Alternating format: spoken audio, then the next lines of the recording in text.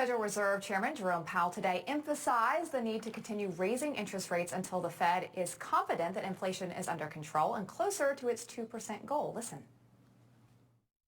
Reducing inflation is likely to require a sustained period of below-trend growth.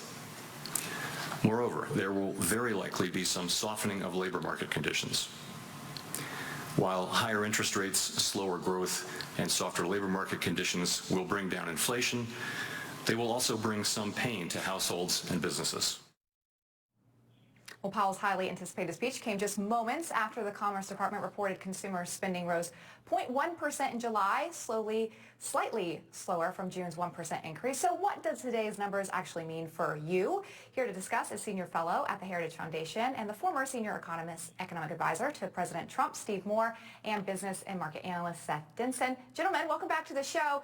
All right, economy sometimes, it gets a little bit heady. Steve, help us break down what today's message meant from Jerome Powell and what do these numbers actually mean for the economy? Well, the stock market sure had a hissy fit today, losing 1,000 points on the Dow. I actually think that Jerome Powell's been a pretty poor Fed chairman, but I liked what he said today. He did sound hawkish. He's right that if we're going to get this economy moving again and out of this recession, this Biden recession, we've got to get inflation under control. And we got some slightly better numbers on inflation this morning, but when you still have 6, 7, 8% inflation, that's way too high.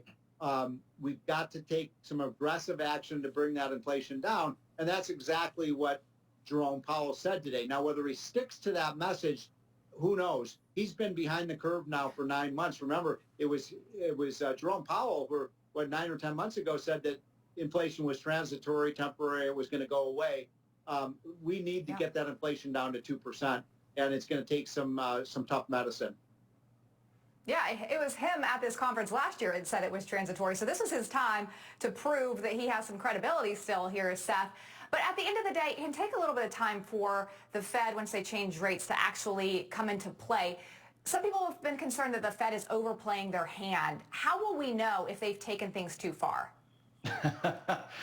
About 6 months after they do it. This is not something that happens immediately. Certainly, as Stephen alluded to, the markets throw themselves into a tizzy. I was actually appreciative of what Fed Chair Powell said today. We needed responsibility for a while, and he said he's going to remain strong. He did say something today that I didn't agree with, was the underlying positive current in the economy. I don't sense that. This economy's been fueled completely by debt.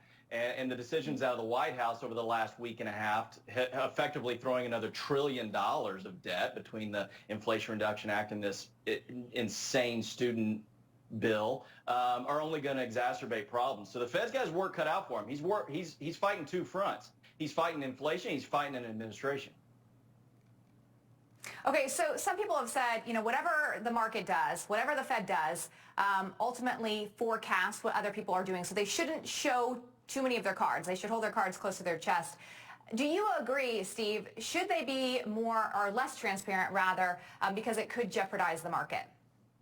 No, in fact, I'm very much in favor of a rules-based monetary policy. So I think it should be basically you just declare, for example, that we're going to allow commodities. There's a commodity index. You should just keep it the commodity index level, and it's almost like an automatic thing. Look, more transparency is always better than less, and we made a big mistake with all this. Seth is right. The massive trillions of dollars of spending. It's $4 trillion now. If you add up the spending from last year and the spending that they've done just in the last 4 months, and that you're just deluging the economy with cheap money and debt and government spending. And obviously that's going to have a very negative effect on the economy. And obviously it's going to cause inflation. I'm surprised that people in the Biden administration can't connect those dots. Yeah, I think a lot of people are surprised. Seth, I have 30 seconds left. How long is it going to take us to get to 2%? With the spending still in Washington, I'd rather pick red or black at roulette. But nonetheless, minimum 24 months if we stop now. Right, 24 months? Yes. Oh, that is not good news. That is not good news on a Friday, but appreciate the transparency, Seth. Steve, Seth, it's always good to see you. Thanks for helping us break down these numbers today. Thank you. Lindsay. Good to see you, Steve.